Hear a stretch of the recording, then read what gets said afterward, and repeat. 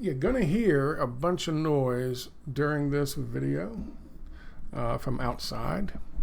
That is the tree guys, and they are cutting down trees around the house. There you go. So I may have to stop the video if something happens, and I'll edit 2 videos together to finish this up. Hi, how you doing? Today is the 8th day, I believe, of 2022, September 8th, 2022. It's not the 8th day of 2022. And let's hope a limb doesn't come crashing through my ceiling and kill me live on, or not live, but on video here. Today we're going to talk about the difference between real alternative journalism and fake alternative journalism. And again, it all goes to character, which is something that you'll hear somebody say in a few moments. And in order to exemplify what I'm talking about, in order to illustrate what I'm talking about, there we go. In order to illustrate what I'm talking about, I'm going to use the example of what's happening in Ukraine and the long-term and short-term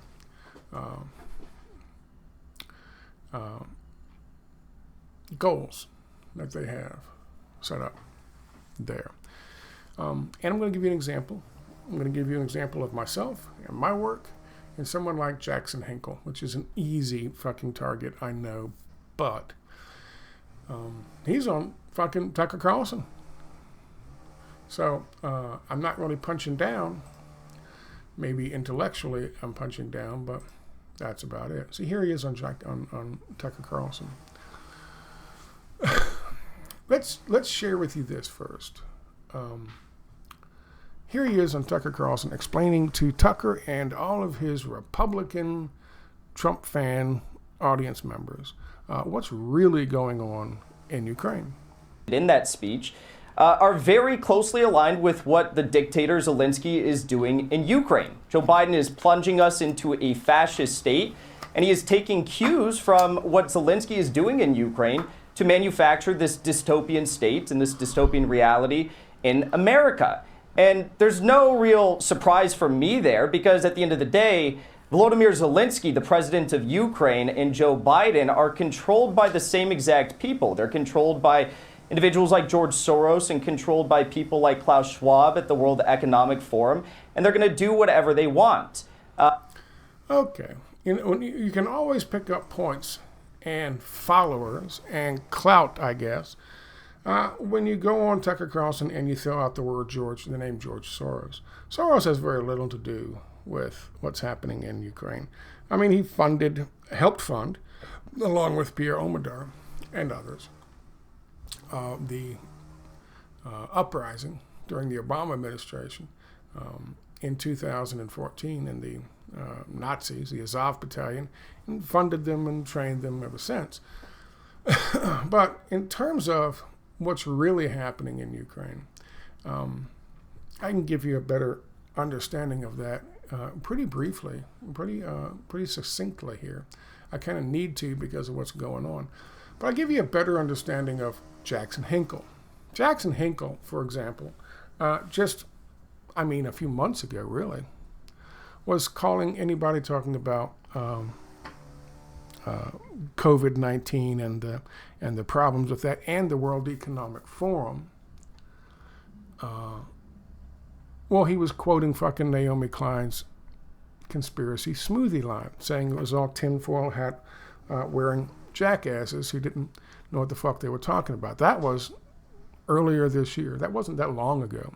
He was talking about that shit, saying we were all fucking conspiracy theorists and conspiracy smoothie drinkers. That really wasn't that long ago. Also, not too long ago, not even a year ago, this was Jackson Hinkle explaining on this Twitch stream. This is him here.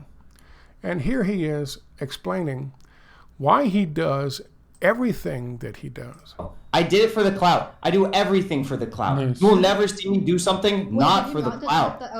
Now, in this video, he goes on to talk about other stupid shit.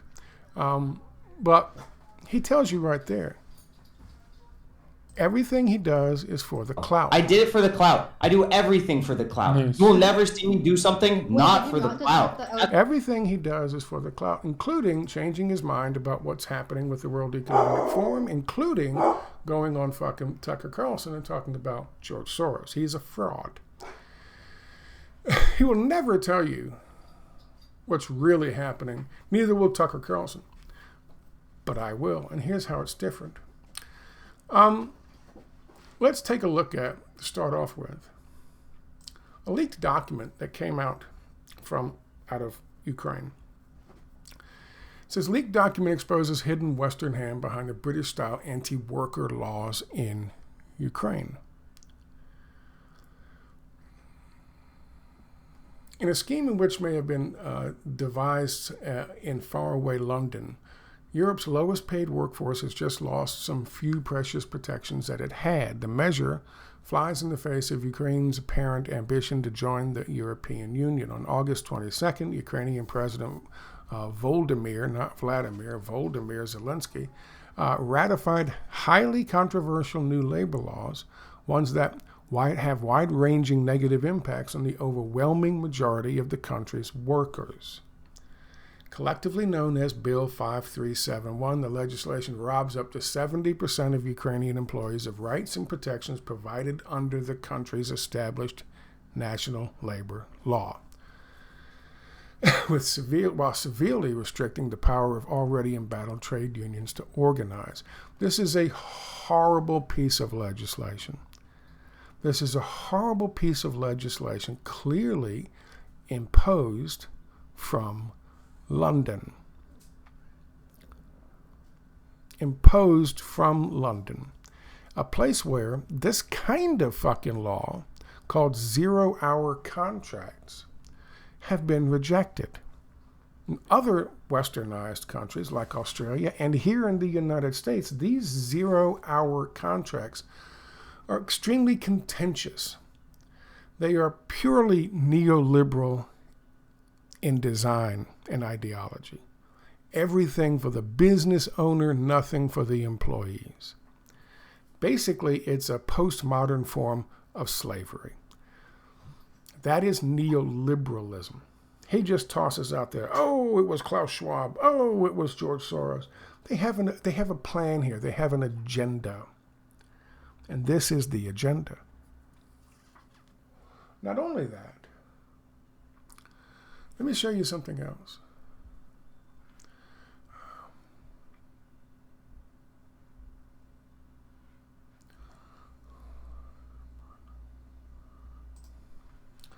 Here is Joe Biden. And Joe Biden, this is about a year ago, and it was passed just recently, this whole idea behind a 15% minimum tax, basic across-the-board minimum tax, which reduces the previous minimum tax on corporations down from 22% or whatever it was that Trump put in place, down to 15%. It is a race to the bottom featuring nations across the westernized world. It is a race to the bottom for corporate income tax structure. We'll offer corporations a lower tax than anybody else will offer corporations, and we'll get more corporations in here. Not corporations doing business, by the way, but corporations doing speculation. Okay, do you understand? It is a race to the bottom, and that was just signed into law. And they were proud about that. Oh, we're going to hold these corporations accountable, the ones that are paying 0%. There are very few that are doing that. There are a lot who had to pay at least 22%. Now they're down to 15%, instantly saving corporations more money.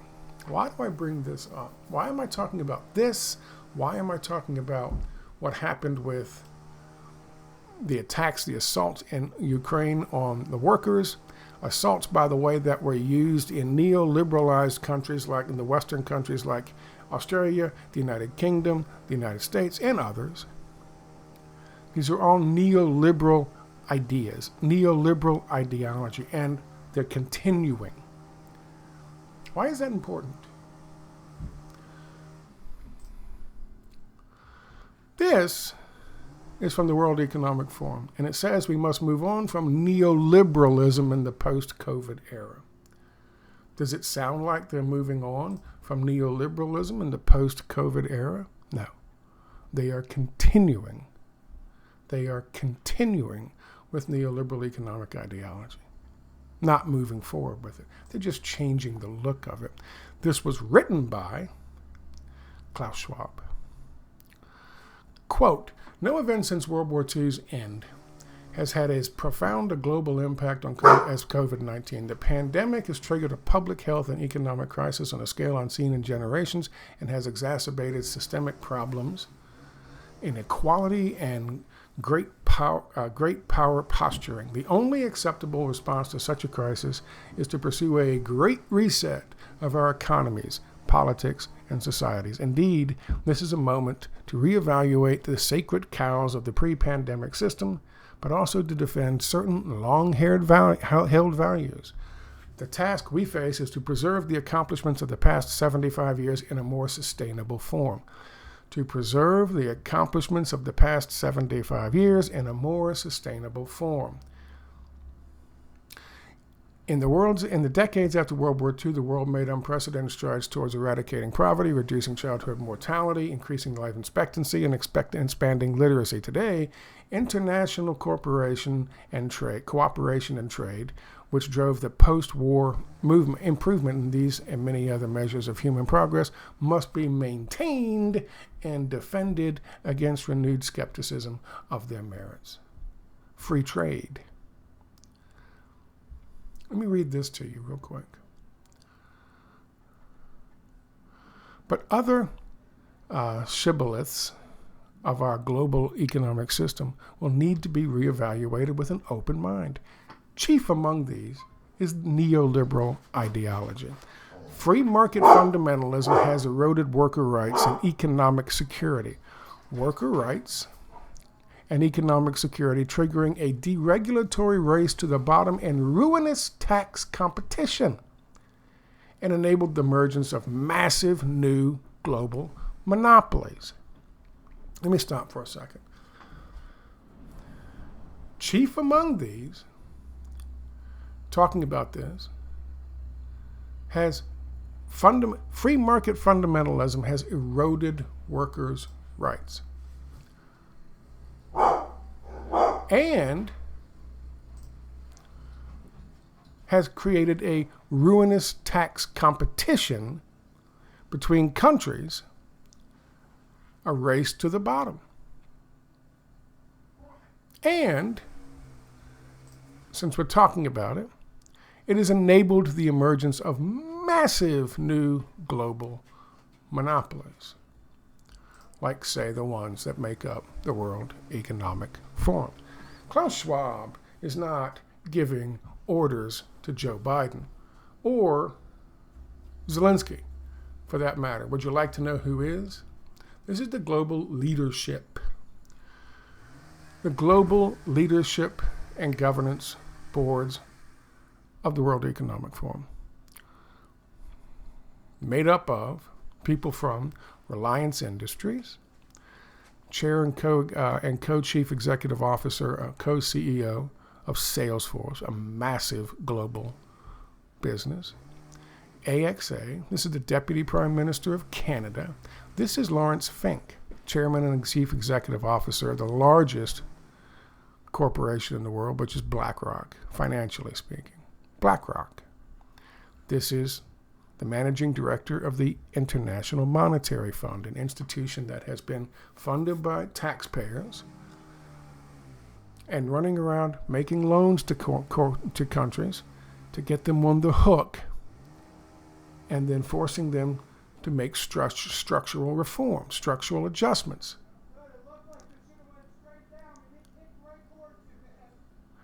That's the guy next door, a guy cutting the trees down.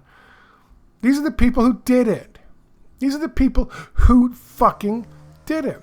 Here's Siemens Energy, chairman of the supervisory board of Siemens Energy.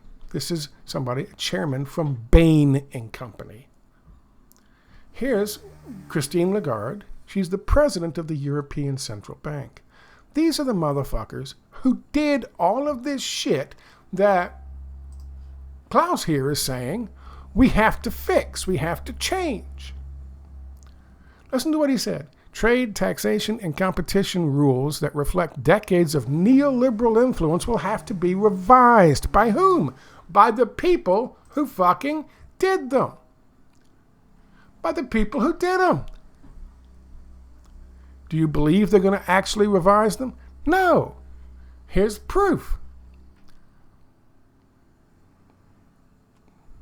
Here's proof. They're not going to change that. Trade, taxation, and competition rules that reflect decades of neoliberal influence will now have to be revised. Otherwise, the ideological pendulum, already in motion, could swing back towards full-scale protectionism and other lose-lose economic strategies. Like what? Like the one thing they hate the most and they are most afraid of, populism. MAGA. You can't have a nation that believes in its own sovereignty and its own fucking borders and that is working for the interest of the people.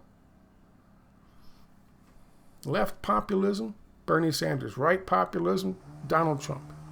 And to some degree now, DeSantis, though he's a little less, he's still very corporatist and neoliberal. This is what they call extremism. This is what fucking Joe Biden was talking about when he said this is extremist.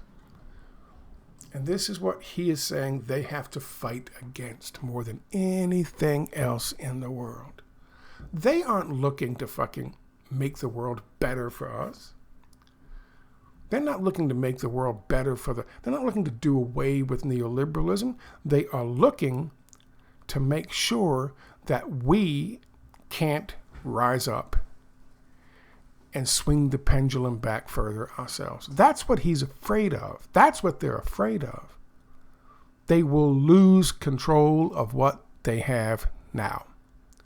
So they're the ones putting forward these false fucking crises in order to do that, in order to make it happen. It's like when you're fighting a fire and you're fighting a backfire. You're fighting a fucking major forest fire and you see all these guys running around setting fire to some shit off of this access road. You're like, what the fuck are you doing? They're setting a controlled backfire to burn the fuel before the major fire gets there. So when the major fire gets there, it won't have that fuel to make the leap across the fucking access road. Do you understand what I'm saying? That's what they're doing. That's what they're doing. It's got nothing to do with George Soros. I mean, of course, he benefits from it. He's part of this. He's one of them. But it's got to do with economic ideologies. Does that make sense to you? Okay. That's the difference between someone like him and someone like me. Now, I will also toss this out there. This is Ukraine. And this is a conflict map. Don't pay any attention to this because every one of these bombings that they say Russia's doing, all this information comes from the General Staff of Armed Forces of Ukraine says in his morning report. This website was bought. It used to be good, but it was bought. And now it's just pure propaganda. But look at what's controlled by Russian forces. This is a major part. And I'm going to toss this out there at risk of being attacked by people who are really pro-fucking, they're not pro-fucking Russian. They're not Russian fucking bots. But they are, in this conflict, like I am, aware of what happened and how it happened and why it happened. As opposed to the bullshit fucking from the mainstream media. Now, here's the thing. You see all this? What's the point of all this? This guy is talking about how his objectives, Putin's objectives, in Ukraine have changed. Now, I think the guy's highly suspect. He comes from this institution, Russian International Affairs Council, which is a think tank. Who knows who they serve now? There are certainly oligarchs in Russia. I'm not entirely sure that's true. However, I will tell you this, to wrap this whole thing up, just to give you a better understanding of what a real fucking, and I'll play a little bit of this for you in 1 second. But here's my question and my statement on this situation. You know what Russia could do to really cripple us right now? Put troops in here. Take this area that has filed to be an autonomous region. Obviously, keep their troops in Crimea. Crimea is theirs, and then stop all of this.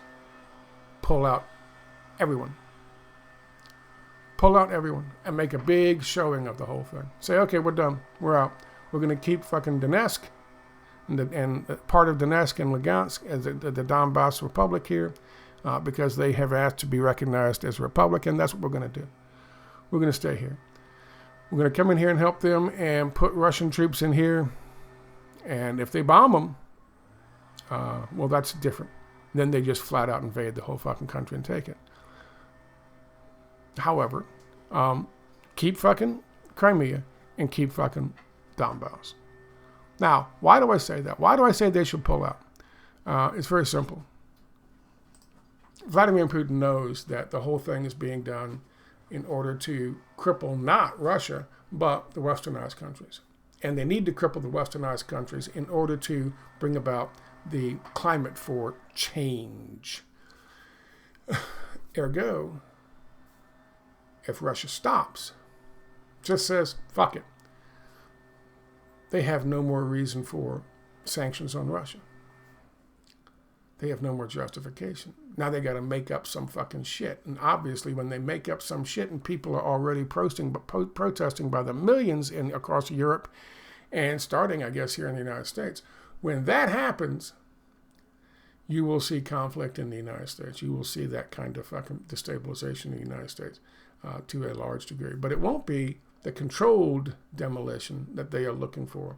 The folks over at the World Economic Forum, the IMF, the World Bank, the European Union, the European Bank, and of course all those 2,000 corporations. It won't be the kind of controlled demolition they're looking for.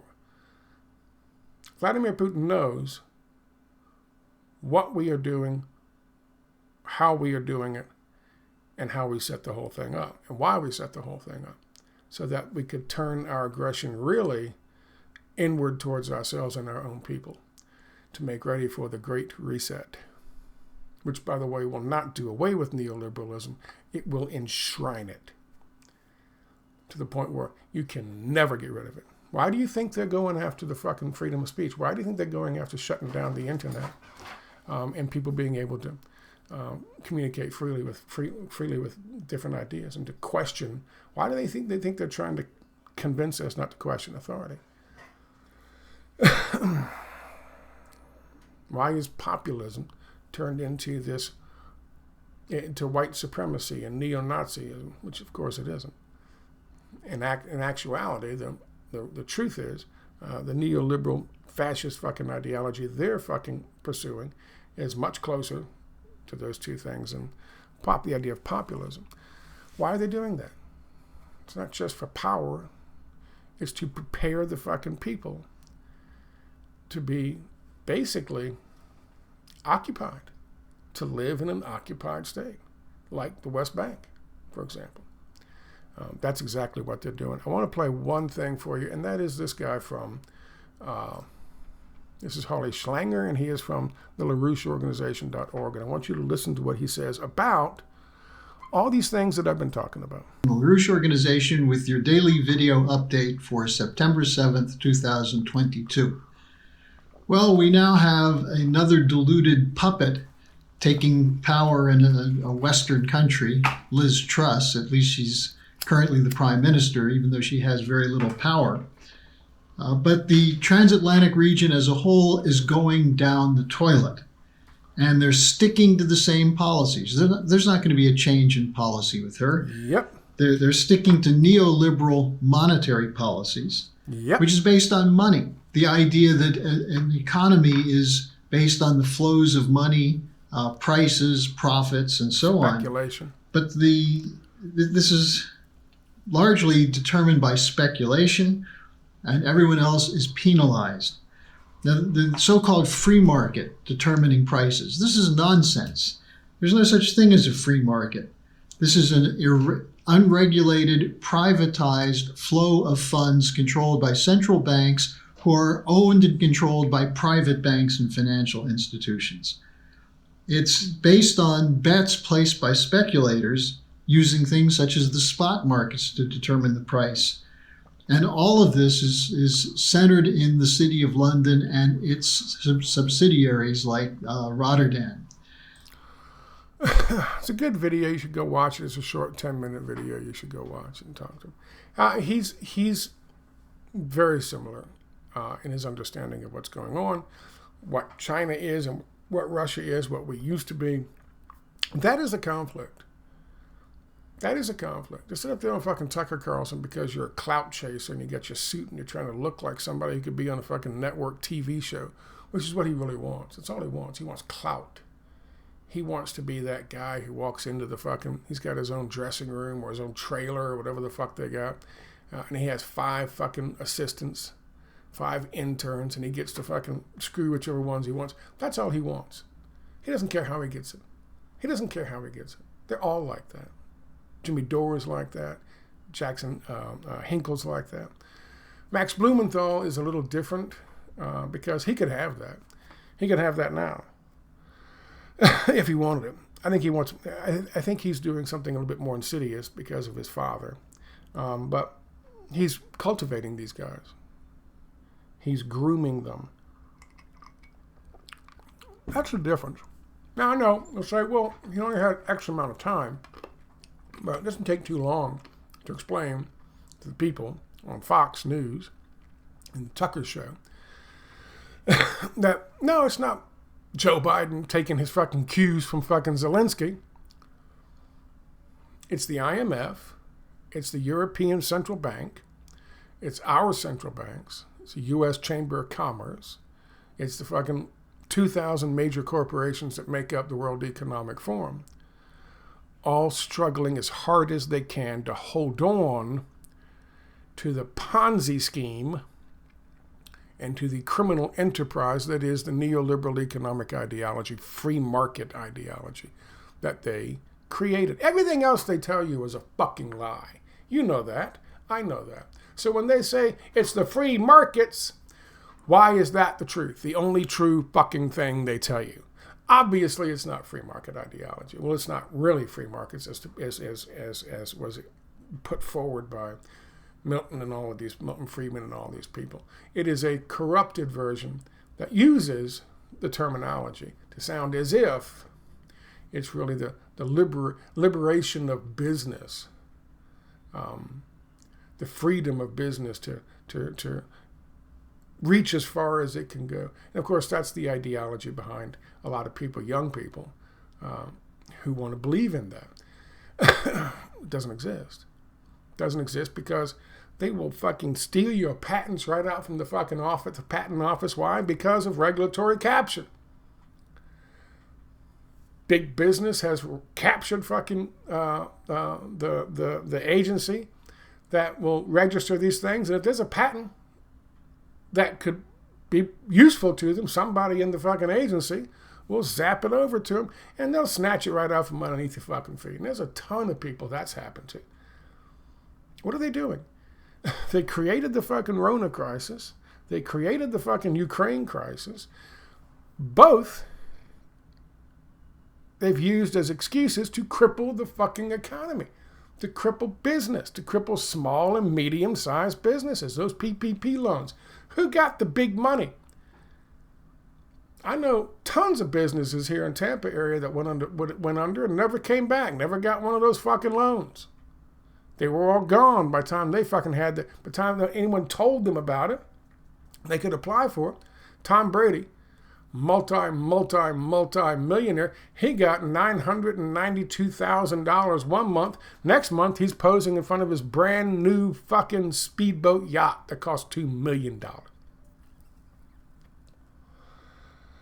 How many people in Congress, how many people who are bitching on the right and the left about forgiving student loans for 10,000 measly dollars, raked in the fucking cash from those things and never paid it back. Never paid it back. That's not free markets, boys and girls. That's fucking controlled markets. That's an oligarchy. And that's what we have. And that is what they are fighting to protect. And they are fighting to protect it and protect themselves while they are still imposing the same fucking economic ideology and programs on us that they claim here caused all these problems in the first place. They're worried about the pendulum swinging back. If they don't fucking move away from the shit that they've been doing to enrich themselves and make it harder and harder for everyone else to get a piece of the pie, even a small middle-class piece of the fucking pie. They've got all this fucking power and they don't want to relinquish it. That's all it's about. 2,000 major corporations and this worldwide corporations that make up fucking the World Economic Forum, their leadership,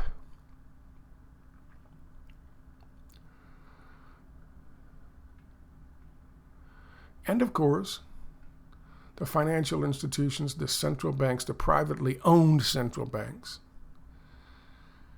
and institutions like the U.S. Chamber of Commerce. They have control. They want more control. They realize the pendulum is going to swing back if they don't do something about it. So they set a backfire. What is this guy doing?